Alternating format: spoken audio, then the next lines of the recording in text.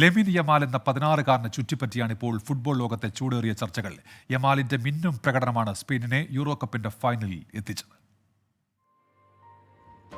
16 കൊല്ലങ്ങൾക്ക് മുമ്പ് സ്പാനിഷ് പ്രാദേശിക പത്രമായ ദിയാരിയോ സ്പോർട്ടും യുനിസെഫും ചേർന്ന് ചാരിറ്റി കലണ്ടറിനായി ലിയോണൽ മെസ്സിയെയും ഒരു കൊച്ചുകുഞ്ഞിനെയും വെച്ച ചില ഫോട്ടോകൾ എടുത്തു.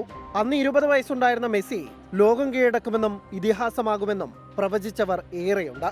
എന്നാൽ മെസ്സി താലോലിക്കുന്ന കുഞ്ഞ് ഒരു നാൾ ഫുട്ബോൾ ലോകത്തിന്റെ നെറുകയിലെത്തുമെന്ന് സങ്കല്പിച്ചവർ പോലും ഉണ്ടാകില്ല. പുതിയ മെസ്സി എന്ന് ലോകം വാഴ്ത്തുന്ന അവന്റെ പേരാണ് ലമീൻ യമാൽ. മെസ്സിയെപ്പോലെ ലാമാസിയയിൽ നിന്നാണ് യമാലിന്റെയും വരവ്. മെസ്സിയെ ഇതിഹാസമാക്കിയ ബാഴ്സലോണയ്ക്കായാണ് അവനും പന്തു തട്ടുന്നത്.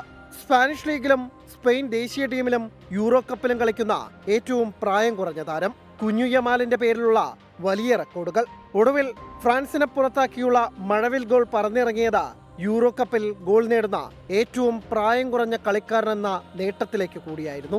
മെസ്സിയുടെയും റൊണാൾഡോയുടെയും പകരക്കാരായി എംബാപ്പയെയും എർലിംഗ് ഹാലൻഡിനെയും വാഴിക്കാൻ കാത്തിരുന്നവർക്കിടയിലേക്കാണ് ലമീൻ യമാലിന്റെ മാസ് എൻട്രി.